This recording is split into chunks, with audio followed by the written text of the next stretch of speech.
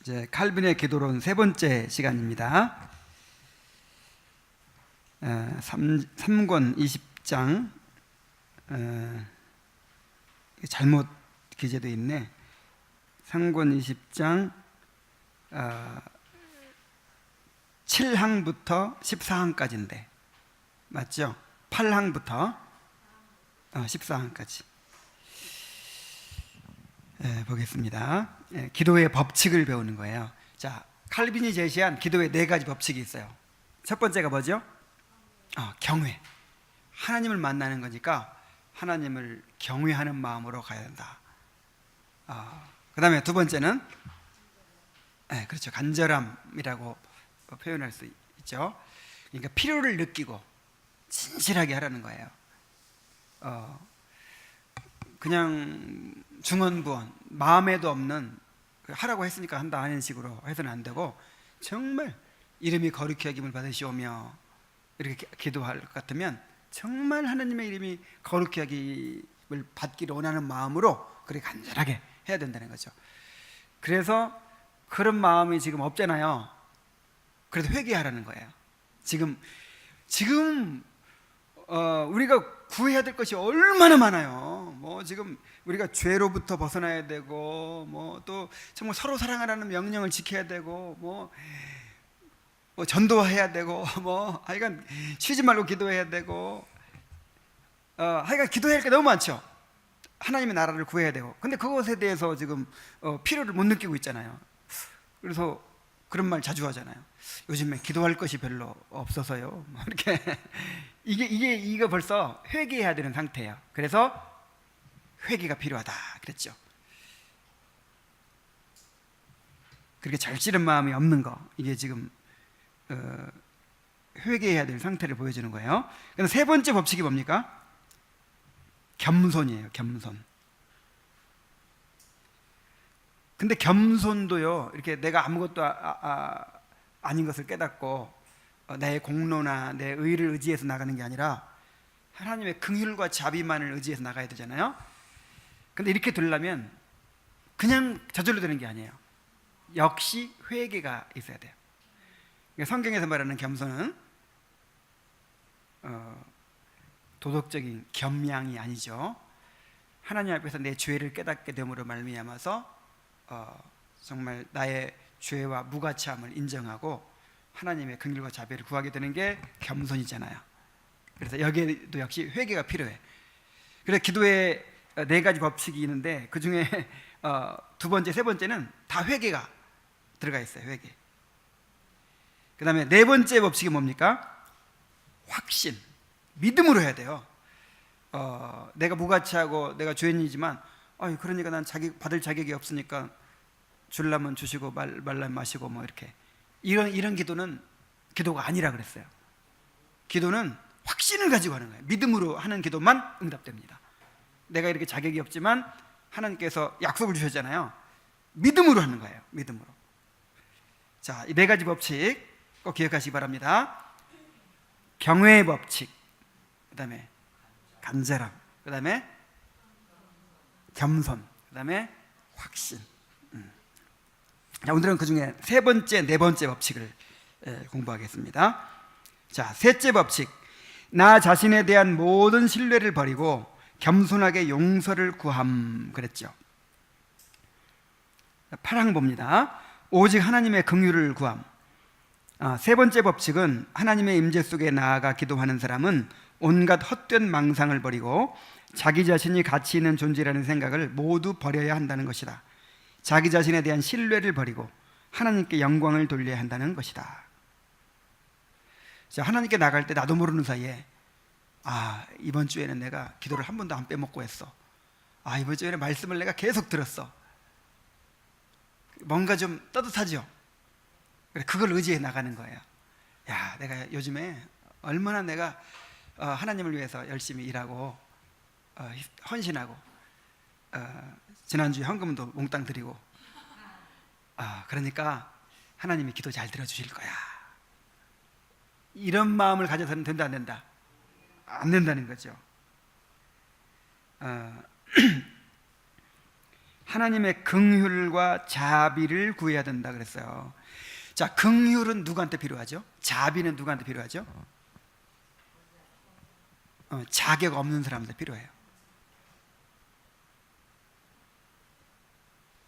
그러니까 뭔가 내가 지금 받을 만한 자격이 있다 싶으면 긍휼의 대상이 아닌 거예요, 이미. 자, 은혜는 누구한테 필요하죠? 거지한테 필요해요, 거지. 그래서 하나님 앞에 나갈 때는 영적 거지가 돼야 돼요. 영적 거지. 그거를 예수님은 뭐라고 했습니까? 심령이 가난한 자, 이렇게 표현했죠. 영적 거지예요. 영적 거지는 내가 이렇게 할 테니까 주세요, 이런 말 할 수 있어, 없어요? 거지는 그냥 상대방의 그 긍휼에만 의지할 수밖에 없어요. 자비에만 의지할 수밖에 없어요. 은혜로 베풀어 주는 것 외에는 다른 기대를 할 수가 없어요. 뭐 나한테 나올 게 뭐가 있어요? 내가 갚아줄 게 뭐가 있어요? 내가 뭐 잘해준 게 뭐가 있어요? 그래서 하나님 앞에 나갈 때는 항상 영적 거지가 돼야 됩니다. 세리가 돼야 돼요. 세리의 마음이 돼야 돼요. 그래서 그 성경에 다니엘의 기도와 다윗의 기도, 이사야의 기도를 예를 들었어요. 실례를 들었어요. 근데 그 기도를 이제 시간 관계상 찾아보진 않겠지만 다 찾아 읽어보면은 자기들의 죄와 무가치함을 고백합니다. 그리고 긍휼과 자비를 구해요.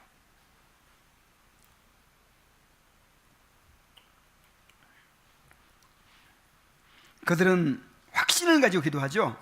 근데 그 확신이 내가 이렇게 경건한 삶을 살았으니까 응답해 주실 거야, 그런 확신이 아니에요. 이들이 신뢰하고 의지한 것은 오직 자기들이 여호와의 것이라는 사실이었다. 그래야 그들은 여호와께서 자기들을 보살피실 것이라는 사실에 대해서 절망하지 않았다. 하나님이 약속을 주셨고 또 나를 하나님의 것으로 삼으셨잖아요. 하나님 우리 아버지시잖아요. 그것 때문에 확신을 가진 거지, 내가 뭐 목사기 때문에, 내가 평생을 그렇게 주님만 의지하고 살아왔기 때문에 뭐 이런 거 아니란 말이에요. 그래서 하나님 앞에서 그 영적인 거지의 마음을 절대로 잃어버려서는 안 됩니다.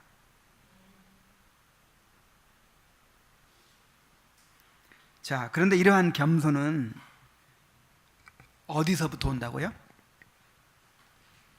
죄에 대한 깨달음부터 온다, 이 말이에요. 그래서 성경에서 말하는 겸손은 나는 못해요. 나는 못해요. 난 아무것도 아니에요. 뭐 이런 겸양이 아니에요. 한 건 했다고 해야지. 잘한 건 잘한다고 해야지. 내가 모든 사도보다 더 많이 수고했으나 그랬잖아요. 나는 못해요. 이게 겸손이 아니에요. 성경에서 말하는 겸손은 영적인 상태. 하나님 앞에서 내 죄를 깨닫는 거예요. 하나님 앞에서 내 죄와 무가치함을 처절하게 깨달은 거예요. 그래서 내가 완전히 깨져버린 상태예요.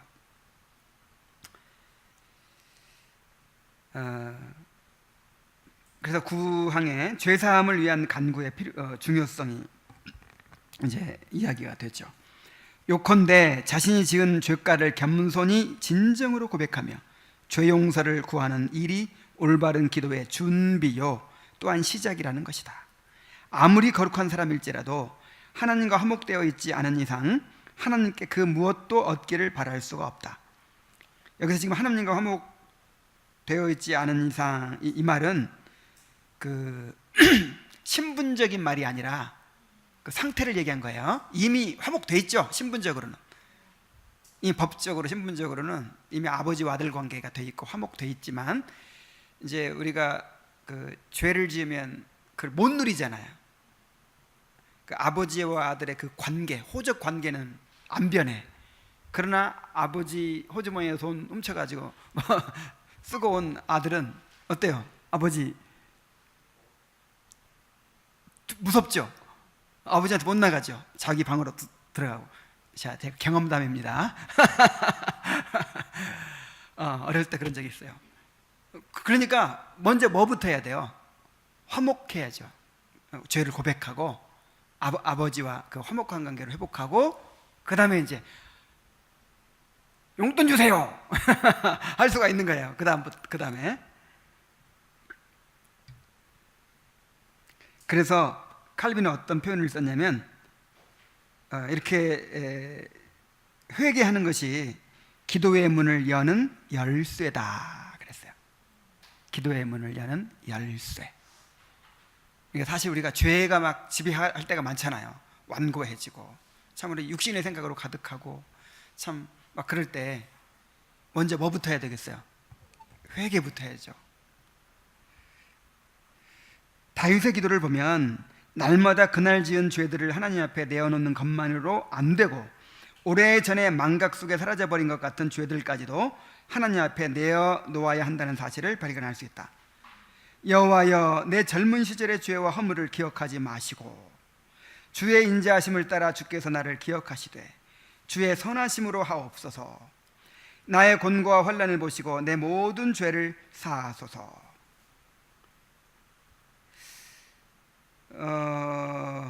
좀 이해가 안 가는 얘기죠. 이미 예전에 고백하고 용서받았으면 다시 그걸 들추어내는 것이 그건 믿음이 아니다, 그렇게 배웠잖아요 우리가. 그게 사실이잖아요, 그죠?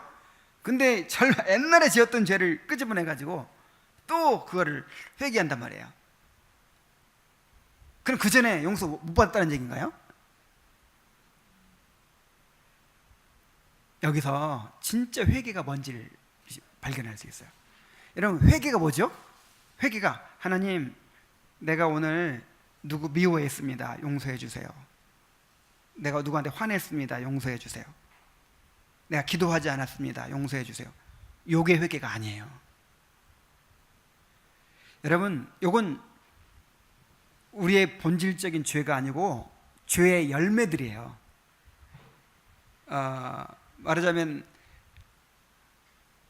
병으로 치면 병의 증상들이에요. 증상들. 지금 암이 걸려가지고 그 증상으로 구역질 나고 소화가 안 되고 피곤하고 막 그런데, 피곤하니까 피로 회복제 먹고 소화 안 되니까 소화제 먹고 그러면 되겠어요? 이런 증상들을 보면서 뭘 발견해야 돼요? 진짜 병의 진상을 발견해야 돼. 그래가지고 고쳐달라고 할 때는 뭘 고쳐달라고 해야 돼요? 이 암을 고쳐주세요, 이렇게 해야지. 그것처럼 회개도 이런 거예요. 내가 이번 주에 기도 없이 보낸 것 같아요. 이번 주에 내가 화를 냈어요. 이번 주에 잘못을 막 했어요. 그러면 그런 것들을 통해서 뭘 봐야 돼요? 나의 부패성을 보는 거예요. 부패성을. 자, 부패성을 보다 보니까 거기서 나왔던 열매들이 옛날부터 생각이 나겠죠. 그래서 이미 옛날에 다 자백하고 했던 거지만, 내 이 부패성 때문에 내가 그런 일도 했었습니다, 이렇게 이제 얘기할 수밖에 없는 것이죠. 얘기하게 되는 것이죠. 그래서 회개는요, 그렇게 사람들과의 관계도 그러잖아요. 미안해, 딱 끝. 남자들은 빨리 끝내길 바래요. 그래서 미안해, 나 잘못했어, 이제 끝. 밥 차려와. 그러면 쟤를 화나죠. 뭐가 미안한데? 아까 화내서 미안해. 화내서 미안한 걸 갖고도 안 돼요. 왜 화냈는지. 평소에 나만 생각하는 이기심 때문에, 내가 늘 나만 생각하는 이기심이 있었어. 그래서 내가 화를 냈어.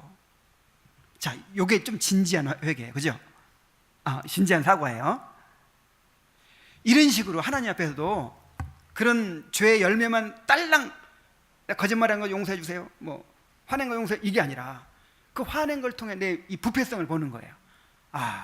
내가 정말 이기적이구나. 나만 생각하는구나. 그런데 이기적인 또 이유가 뭐예요?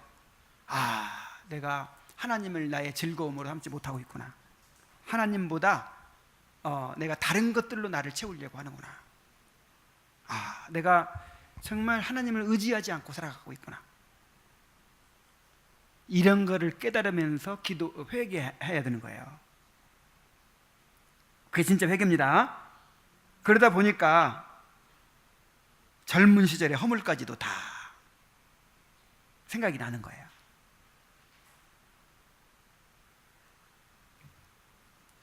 그는 자신의 한 가지 죄를 고백하면서, 이 한 가지 죄가 이제 바세바와 간음한 죄죠. 그는 자신의 한 가지 죄를 고백하면서 자신의 출생에까지 거슬러 올라간다. 내가 죄악 중에서 출생하였으며 어머니가 죄 중에서 나를 잉태하였나이다. 자신의 생애 전체의 죄들을 다 모아서 자기 자신을 혹독하게 정죄하면 하나님께서 그만큼 더 그를 불쌍히 여기시지 않을까 하고 생각한 것이다. 우리를 낮출수록, 우리를 더 하나님 앞에 낮추고 우리의 부패성과 무가치함을 철저히 깨닫고 인정할수록 하나님의 긍휼을 얻게 됩니다. 여호와께서 구하시는 제사는 뭐다? 상한 심령이다. 그래서 하나님이 그보다 더 기뻐하시는 게 없어요. 하나님은 우리의 구원자이기 때문에. 의사는 누구한테 필요해요? 환자한테 필요해요. 건강한 사람이 필요 없어. 이 사람 어디가 안 좋은 사람, 그래야 의사가 할 말이 있고 할 일이 생기지. 하나님은 우리의 구원자이시기 때문에 무슨 제사를 구하신다? 상한 심령을. 상한 심령은 누구한테 상처받고 그런 거 아니에요. 죄를 깨달아서 내 죄를 깊이 깨닫게 된 거예요. 그러니까 만약에 내가 이번에 거짓말을 했습니다. 다음부터 다시는 안 그러겠습니다. 이건 회개가 아니라 그랬죠. 이건 회개 아닙니다. 거짓말을 했어. 근데 그 거짓말을 왜 했는가 뿌리를 계속 찾아가다 보니까 전적인 부패, 전적인 무능의 상태가 이제 느껴지는 거예요. 그러면 이제 뭔가 해결책이 있어요, 없어요? 절망. 나에 대해서 완전히 무너져 버리는 거예요. 나는 어쩔 수 없는 존재구나. 그러니까 하나님 앞에, 하나님 이번에 용서해 주시면 내가 다음부터는 정말 잘하겠습니다. 이건 아직 회개가 아니에요. 이건 아직 자기 죄를 못 발견하는 거예요. 진짜 회개는요, 마음이 그냥 무너져 버리는 상태, 그냥 잘못했다고 할 수도 없는 상태.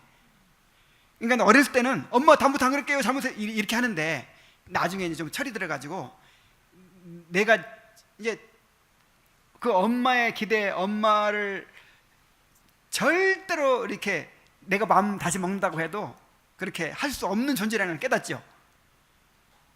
그러면 그런 식으로 안 해요. 내가 다음부터 안 그럴게, 이렇게 안 해요.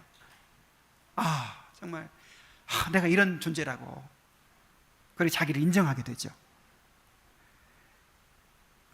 그래서 그 상한 심령이라는 말은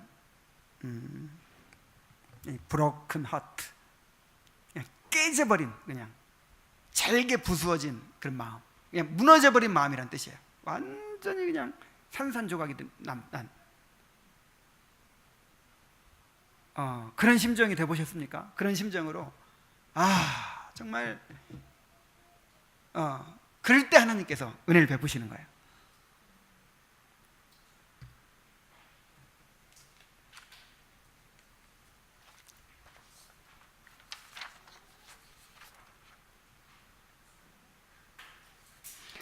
성경에 나타난 기도들을 통해 알 수 있는 것은 그들이 기도할 용기를 가졌던 것은 오로지 하나님의 긍휼하심 덕분이었다는 사실과, 또한 그들은 언제나 먼저 하나님의 진노를 누그러뜨리는 일부터 시작했다는 사실이다.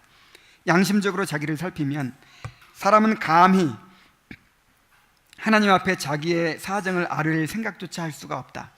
그렇기 때문에 하나님의 긍휼하심과 용서하심을 신뢰하지 않으면 하나님 앞에 나아간다는 것은 생각만 해도 두려워 떨게 될 것이다. 그래서 하나님 앞에 나갈 수 있는 용기를 가졌던 것, 그리고 하나님께서 내 기도를 응답해 주셨다는 확신을 가졌다는 것은 나한테 근거를 둔 게 아니고 오로지 하나님의 긍휼과 자비, 하나님의 약속, 하나님의 그 은혜였다는 거예요. 그 다음에 10항을 봅시다. 자기의 의로움에 호소하는 문제. 근데 성경에 보면은 자기의 의로움에 호소하는 듯한 구절들이 있어요. 성경의 위인들이 기도하면서 자기 자신의 의로움에 호소하는 경우가 있는데 어떻게 이해해야 할까? 예를 들어서 나는 경건하오니, 주여 나는 경건하고 주 의지하오니, 뭐 이런 식으로 내 영혼 보존해달라고 기도하잖아요. 자기가 자기를 경건하대. 그 다음에 여호와여 구하오니 내가 주 앞에서 진실과 전심으로 행하며 주의 목전에서 선하게 행한 것을 기억하옵소서. 이 히스기야 기도. 자, 이런 걸 보면은 내 경건함을 의지해서 기도한 거 아니냐, 내가 하나님 앞에 뭔가를 선하게 행한 것을 의지해서 기도한 거 아니냐, 이렇게 이제 오해할 수 있는데, 지난번 칭의론에서 다 배웠어요. 이거 다 나왔어요.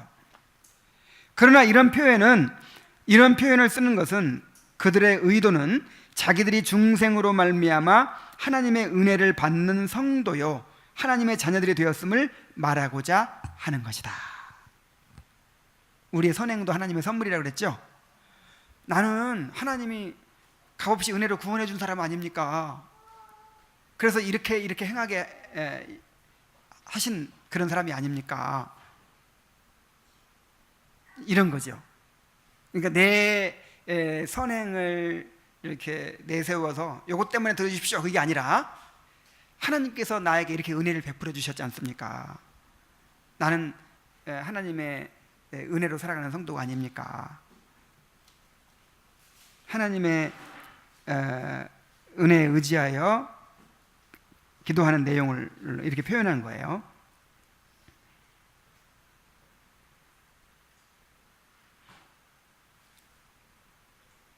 하나님은 그의 눈이 의인을 향하시고 그의 귀는 그들의 부르짖음에 기울이시는도다. 무엇이든지 구하는 바를 그에게 받나니 이는 우리가 그의 계명을 지키고 그 앞에서 기뻐하는 일을 행함이라 라고 가르치는데, 하나님은 이 구절들에서 기도의 값어치를 행위의 공적으로 따지고 계시는 것이 아니라 순전함과 진실함, 그러니까 순전함과 진실함은 거듭난 자들만이 소유한 그런 특성을 말하는 거라 이 말이죠. 순전함과 진실함을 의식하는 자들에게 신뢰를 심어주기 위해서 그런 말씀을 하고 계신 것이다. 여호와의 눈은 의인을 향하신다. 그럴 때 그 의인은 도덕적으로 의롭게 행하는 사람을 말하는 거 아니죠? 하나님의 은혜를 입은 사람을 말하는 거예요. 노아는 당세에 완전한 자라 은혜를 입었더라 그랬죠? 완전하긴 뭘 완전해. 술 먹고 빨개 벗고 그냥 추태를 다 부리고 그랬잖아요. 그래서 행위가 완전하다는 게 아니라 하나님의 은혜를 입어서 의롭다 여기심 받고 거듭나고 그렇게 하나님의 백성으로 살아가는 사람이라 그 뜻이에요.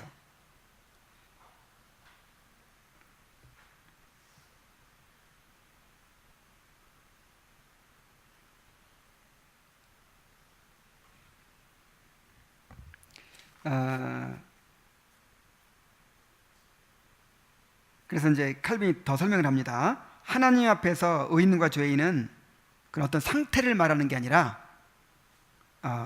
신분을 말하는 거다 하는 거죠. 하나님 앞에 죄인이란 의에 대하여는 아무런 열심도 없고 그저 죄 가운데 안연히 잠자고 있는 그런 사람이다. 반면에 경건한 자, 의인은 거듭나서 하나님을 향하여 거룩한 소원을 가진 사람이다. 그래서 거룩을 사모하지 않는 사람에게서 순전한 기도를 향한 마음이 생겨날리 만무하다 그랬어요. 자기들의 순전함과 진실함에 호소하는 간구를 드림으로써 성도들은 하나님의 모든 종들이 기대해야 마땅한 그런 하나님의 약속들을 그들 스스로 체험 속에서 확증하게 되는 것이다. 자, 무슨 말인지 아시겠죠?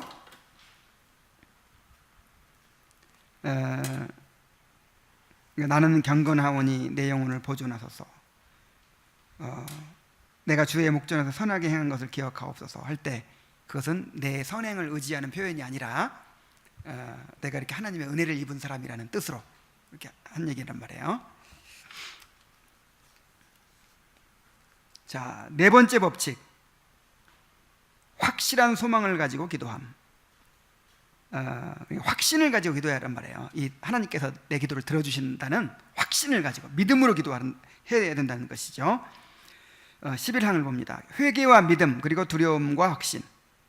자, 반대되는 개념이 같이 나란히 등장하죠. 회개와 믿음, 두려움과 확신. 기도의 네 번째 법칙은 우리가 그렇게 자신을 낮추고 진정으로 겸손해져야 하지만 그럼에도 불구하고 기도의 응답에 대한 확실한 소망을 갖고 기도의 힘을 얻어야 한다는 사실이다. 하나님의 공의로우신 보응하심과 하나님의 은혜로우심에 대한 신뢰는 서로 모순되는 것처럼 보이기도 한다. 그러나 자기 자신에게서 완전히 압도되어 있는 자들을 일으키는 것이 오직 하나님의 선하심이라는 사실을 생각하면 위의 두 가지 사실이 서로 완전한 조화를 이룬다는 것을 알 수 있다. 참 놀라운 일이에요.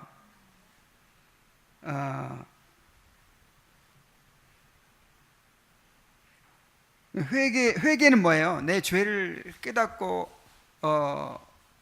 나의 무가치함을 인정하는 거잖아요. 철저하게 내가 낮아지는 거잖아요. 나는 아무것도 아닙니다. 나는 죄인입니다. 이게 인정하는 게 회개잖아요. 또 믿음은 뭐예요? 하나님께서 응답해 주실 줄로 믿습니다. 이게 믿음이잖아요. 하나님의 약속을 붙잡고 하나님이 나와 함께 하시는 확신을 가지고 어떻게 이게 동시에 이게 두 가지가 조화가 될 수 있냐 말이에요. 아이고, 나는 죄인입니다. 나는 자격이 없습니다. 그러니까 나는 응답받을 기대도 못합니다. 주시면 감사하고 그냥 안 주셔도 어쩔 수 없습니다. 이런 사람은 영원히 응답 못 받아요. 이런 기도는 하나님이 들어주시지 않아요. 믿음으로 기도해야만 들어줘. 확신과 담대함을 가지고 기도해야 돼요. 어떻게 이 두 가지가 조화가 될 수 있냐 말이에요.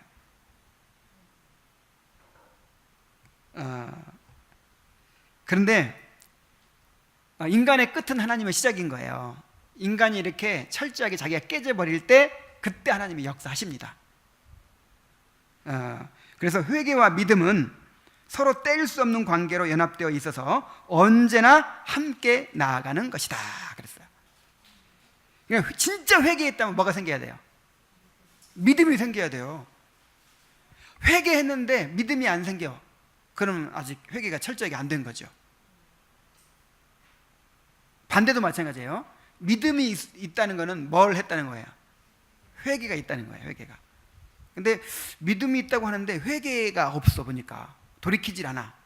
그럼 제대로 믿고 있지 않은 거죠. 그래서 회개와 믿음은 함께 간다. 정말 회개했으면 뭐가 생겨요? 믿음이 생기지. 내 죄를 깨닫고 내가 철저히 나한테 이렇게 절망하고 그랬으면 그때 누가 보여요? 그리스도가 보여. 근데 그리스도를 딱 붙잡게 되죠. 이게 진짜 회개야. 그러니까 회개의 완성은 믿음이야. 회개의 완성. 또 믿음의 완성이 회개라고도 할 수 있어요. 진짜 믿었으면 지금까지 했던 거 어떻게 해야 돼요? 다 포기해버리죠. 그냥 그걸로 봐서 진짜 믿었다는 걸 알 수 있죠. 진짜 회개했으면 뭘 봐서 알 수 있어요? 믿는 걸 봐서 알 수 있죠.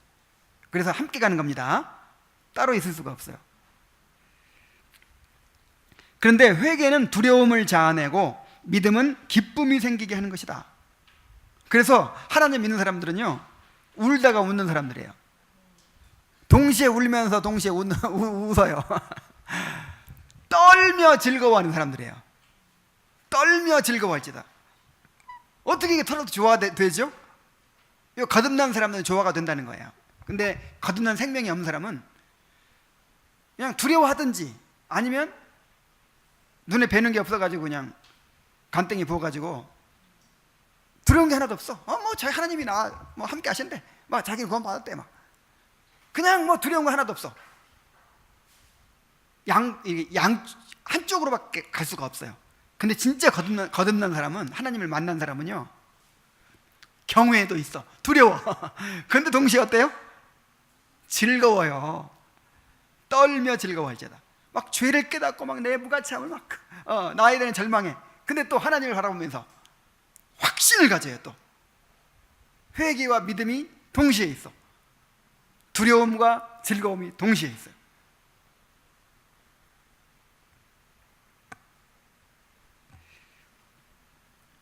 하나님의 선하심에 힘입어 다윗은 믿음을 갖지만, 이걸 안 읽었네요. 나는 주의 풍성한 사랑을 힘입어 주의 집에 들어가 주를 경외함으로, 경외한다는 말은 두려워한다는 말이거든요. 이게 다 영어로는 그냥 fear, 두려워한다는 뜻이에요. 성전을 향하여 경배하리이다. 풍성한 사랑을 힘입어, 이건 즐거운 거잖아요.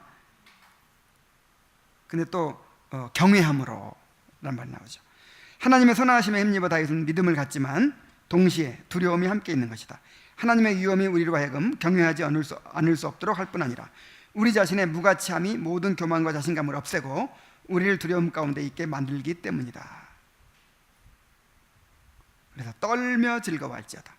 진정으로 거듭나지 못한 사람들은 두려워하든지 즐거워하든지 한 방향으로만 나아간다. 그러나 거듭난 사람들은 두 가지가 조화를 이룬다. 그래서 그 확신을 막 조금 더 흔들려야 되는 확신이 있는데 두려움은 아무것도 없어. 그러면 구원파구나, 그렇게 하면 돼요. 구원파 믿음. 경외가 없어. 구원파 믿음. 그러므로 신자의 기도는 반드시 이 두 가지 감정을 나타내며 그 영향을 드러내기 마련이다. 현재 당하는 어려움 때문에 탄식하며 새로운 어려움에 대한 두려움으로 초조해하지만 동시에 하나님께 의지하고 또한 하나님께서 도움의 손길을 펴시리라는 사실을 의심치 않는 것이다. 그러므로 기도할 때에 아무렇게나 하지 말고 믿음의 발자국을 쫓아서 기도하여야 한다는 것을 확고한 원칙으로 삼는 일이야말로 정말 기도의 본질에 합당한 것이다. 자, 여러 구절들이 있는데 야고보서 1장 5절로 7절만 한번 찾아보겠어요. 야고보서 1장 5절로 7절.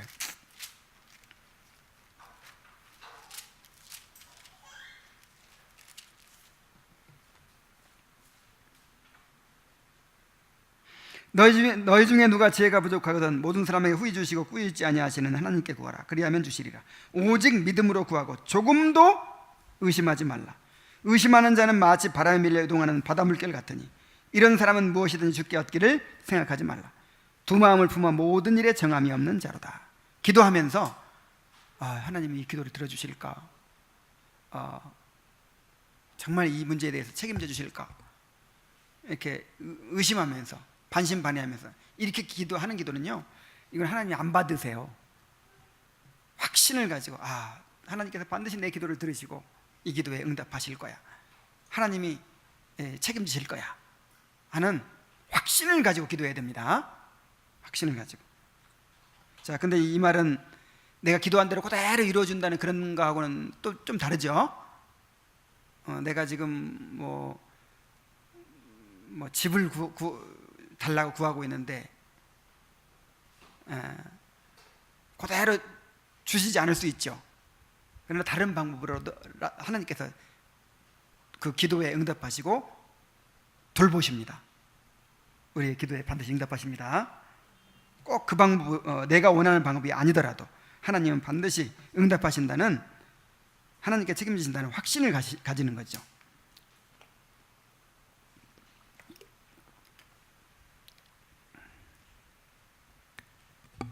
기도를 통해 얻는 것은 모두가 믿음으로 말미암아 얻어지는 것이다.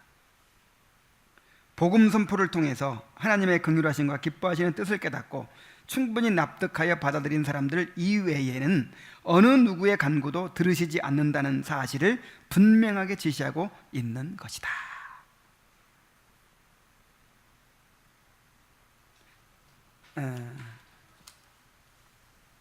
자, 복음의 선포를 통해서 하나님의 긍휼하심과 기뻐하시는 뜻을 깨닫고 충분히 납득하여 받아들인 사람, 이런 사람들만이 믿음의 기도를 할 수 있고, 그렇게 믿음으로 기도하는 사람의 기도를 하나님께서 응답해 주시는 것입니다.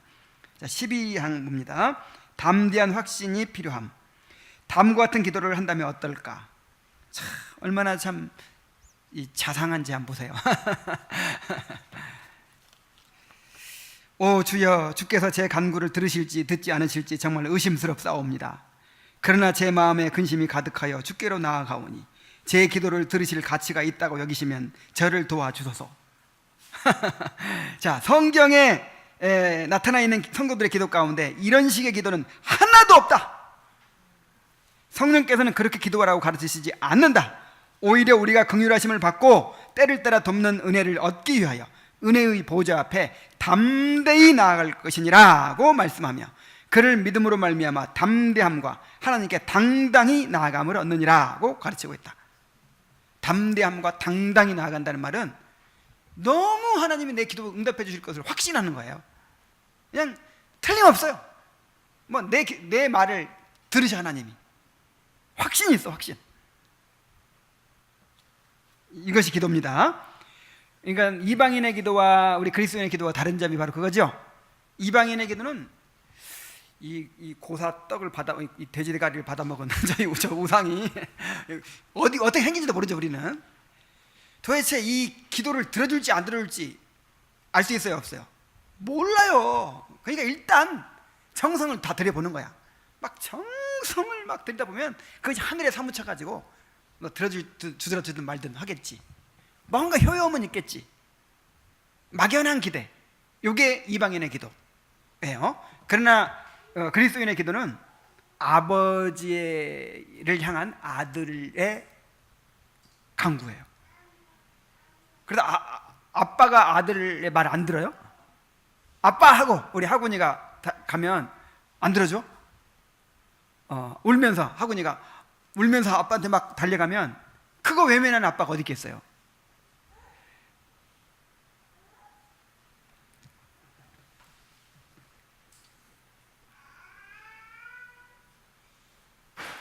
아무리 스스로 무거운 부정함에 짓눌려 있고 하나님께 자비를 얻을 만한 것이 전혀 없고 오히려 수많은 죄 때문에 하나님께 혐오의 대상이 되어 있다 할지라도 신자는 끊임없이 하나님께 나아가는 법이다.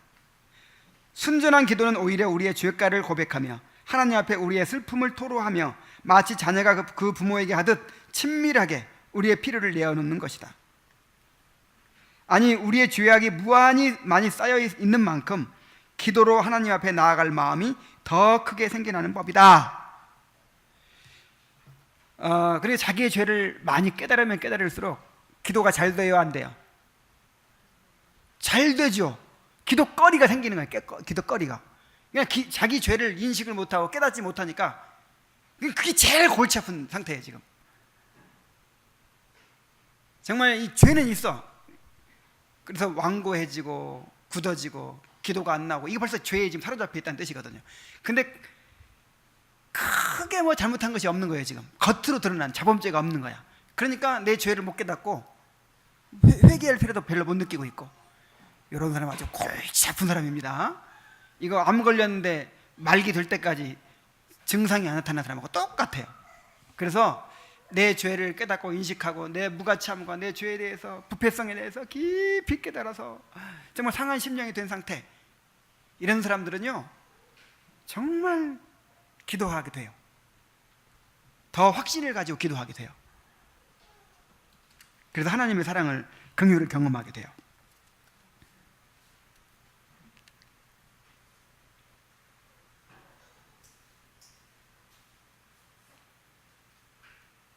아, 13항을 보겠습니다. 13항. 기도의 동기, 하나님의 명령과 약속. 무엇보다도 하나님께서 기도하라고 명령하셨기 때문에 우리가 이에 순종하지 않을 경우 그 명령 자체가 우리의 불경한 불순종을 정죄한다. 환난날에 나를 부르라는 명령보다 더 정확한 명령이 어디 있겠는가? 우리가 환난 당하면 하나님께 기도해야 되죠. 이건 말을 안 해도 해야 돼. 우리는 하나님 의지하고 하나님의 은혜로 살아가는 사람들이기 때문에. 근데 그래도 안 하니까 명시를 했어. 아예 환난 날에 나를 부르라. 고난당하는 자가 있느냐? 저는 기도할 것이요. 아예 그냥 명령으로 딱 했어. 그래도 안 해. 그러면 죄예요, 죄. 이보다 큰 죄가 없어요. 주님은 구하라, 그러면 너희에게 주실 것이요. 찾으라, 그러면 찾을 것이요. 문을 두드리라, 그러면 너희에게 열릴 것이니 라고 말씀하신다. 여기에는 사실 명령 이외에 약속이 함께 붙어 있는데 이 약속이 반드시 있어야만 하는 것이다. 만일 하나님께서 기도를 들으시고 응답하시리라고 약속하시지 않으셨다면 하나님의 그런 명령을 우리는 그냥 무시해버릴 사람들이 더 많을 것이기 때문이다. 얼마나 죄인들인지 명령만 가지고는 안 들어. 그러니까 명령 주시고 거기다 또 뭘 주셨어요? 약속까지. 구하라! 그러면 주실 것이다. 구하는 자마다 얻을 것이다. 찾는 자마다 찾을 것이다. 두드리는 이에게 다 열릴 것이다. 응답률 몇 프로? 100% 보장돼 있어요. 구하는 자에게 주신다고 했어요. 그런데 이 두 가지, 즉 명령과 약속이 분명히 제시되어 있기 때문에 하나님께 직접 나아가서는 안 된다고 트집을 잡으며 주장하는 모든 사람들은 불순종과 반역의 죄를 짓는 것일 뿐 아니라 하나님께서 약속들을 신뢰하지 못하는 것이기도 하므로 불신앙의 죄를 짓고 있는 것이다. 하나님께 드리는 예배의 가장 중요한 부분을 빼앗아 버리는 것이다. 그러니까 기도하지 않으면요, 명령에 불순종했으니까 불순종의 죄를 짓죠. 약속을 믿지 않으니까 불신앙의 죄를 짓죠. 그 다음에 환난 날에 나를 부르라. 내가 저를 건지리니 네가 나를 영화롭게 하리라 그랬거든요. 근데 환난 날에는 기도할 기회이고, 기도를 통해서 하나님이 역사하시고 그걸 통해서 하나님이 영광 받으실 기회인 거예요. 근데 기도를 안 해버려. 그럼 하나님이 영광 받으실 기회를 찬탈하는 것이 된다. 자, 다시 기도 안 하는 죄가 어떤 큰 죄인가? 하나님의 명령에 불순종하는 죄, 하나님의 약속을 믿지 않는 불신앙의 죄, 하나님께서 영광 받으실 기회를 찬탈하는 죄. 시편 전체에서 우리는 기도가 중간에 끊이지 않고 하나님의 능력이나 하나님의 선하심, 또 어떤 경우에는 하나님의 약속에 믿으심을 거론하는 경우를 얼마나 자주 보는지 모른다. 어쩌면 다윗이 이런 진술들을 부적당한 곳에 삽입하여 기도의 맥을 끊어버리는 것처럼 보일 수도 있을 것이다. 그러나 신자들이 경험으로 잘 알고 있는 대로 새로운 힘을 공급받지 않으면 열심히 식어버리는 법이다. 그러니 기도 중에 하나님의 말씀을 묵상하거나 그의 속성에 대해서 묵상하는 일이 결코 쓸데없는 것이 아닌 것이다. 우리가 어떨 때 기도의 동기를 얻냐면요, 하나님의 약속의 말씀을 이렇게 듣게 될 때, 약속의 말씀이 주어질 때 기도의 동기가 생겨요. 그래서 시편에 보면은 다윗이 기도하다가 중간에 막 하나님의 그 약속을 붙잡고 하나님이 말씀하셨던 것을 막 되뇌고 막 그러잖아요. 그게 이제 계속 힘을 공급받기 위해서 그랬다는 거예요. 이렇게 기도의 힘을 공급받기 위해서.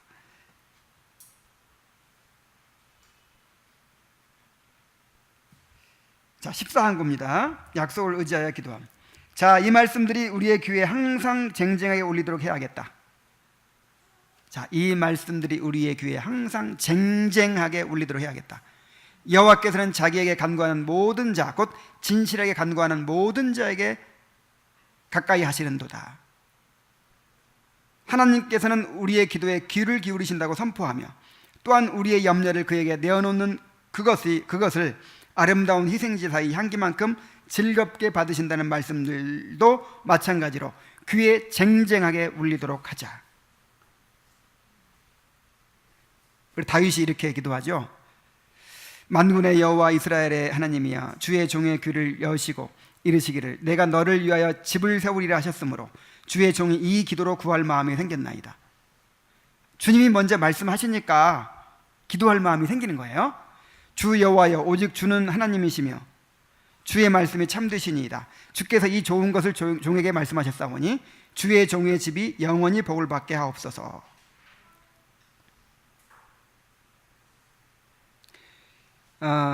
그래서요, 그러니까 막 약속의 말씀들을 막 성경에서 찾아내가지고 그거를 막 이렇게 외워놔야 되겠구나. 그게 아니고 평상시에 늘 말씀을 들으세요. 늘 말씀을 읽으세요. 그러면 그게 다 기도의 재료가 되는 거예요. 지금 우리가 듣는 말씀이 다 복음이잖아요. 복음의 말씀이죠. 그 복음의 말씀을 계속 들으면서 거기에 다 약속들이 있잖아요. 그래서 우리가 이제 기도의 확신을 얻는 거예요. 기도의 동기를 얻는 거예요. 이게 말씀을 제대로 듣는 증거입니다. 말씀을 제대로 들었으면 뭐 하고 싶어져야 돼요? 기도하고 싶어져야 돼요. 아이고, 우리가 하나님의 가족이래. 우리가 하나님의 성전이래. 우리가 뭐 하나님 나라의 시민들이래. 그럼 그거에 근거해서 하나님, 내가 하나님 나라 백성으로 살아갈 수 있도록 해달라고, 내가 하나님의 가족으로서 살아갈 수 있도록 해달라고 그렇게 기도할 마음이 생기는 거잖아요. 그래, 기도해야 마땅하고, 이렇게 살아라 하는 명령도 마찬가지야. 여러분, 우리는 이 그리스도의 몸 안에서 서로 지체가 된 사람들이기 때문에 서로 함께 살아가야 됩니다. 근데 이렇게 이제 권면을 들었어요. 근데 내가 살펴보니까 나는 이기적이고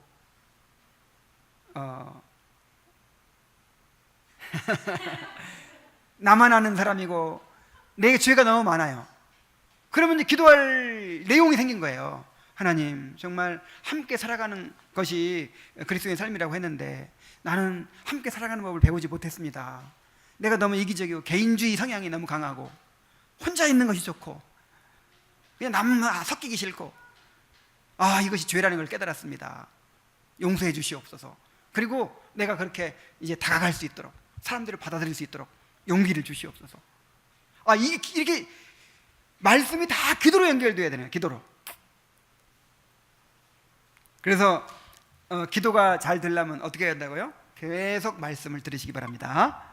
말씀을 계속 듣고 계속 성경을 읽고 계속 말씀을 가까이 해야 돼요. 자, 마지막으로, 그러나 불신자들은, 여기에 불신자들은 꼭 예수 안 믿는 사람뿐만 아니에요. 교회에 다니고 있는 사람들, 예수 믿는다고 하는 사람 중에서도 정말 참된 신앙을 갖지 못한 사람들까지 포함해서 불신자들은 온갖 구실을 갖다 대면서 어려움이 생겨도 하나님께 피하지도 않고 그를 찾지도 않고 그의 도우심을 구하지도 않지만 그들은 그런 행위로서 하나님께서 받아 마땅하신 존귀를 하나님께서 찬탈하는 것이다. 이것은 그들 스스로 새로운 신과 우상을 만들어 세우는 것과 마찬가지 행위다. 지금 하나님 의지해야 될 상황에서 하나님 의지하지 않는다는 것은 뭔가 지금 다른 길을 찾고 있는 거잖아요. 우상 숭배예요. 왜냐하면 그런 행위는 바로 하나님이 그들이 누리는 모든 복의 주인이시오 근원이시라는 사실을 부인하는 것이기 때문이다. 그래서 기도는 구원의 증거 가운데 하나입니다. 기도는 거듭난 사람의 본능이에요. 애기들 보세요. 애기들 잘 놀아요. 섞여서 놀아서 누가 누구 집 애인지 몰라. 아직 얘가 쟤네 엄마인가? 아니, 이 사람이 쟤네 엄마인가?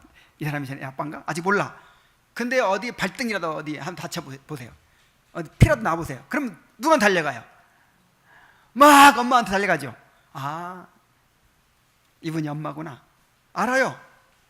그것처럼 그리스도인들은 환난을 만났을 때 누구한테 달려가요? 하나님께로 피해요. 아버지라 부르짖느니라. 이게 구원의 증거예요.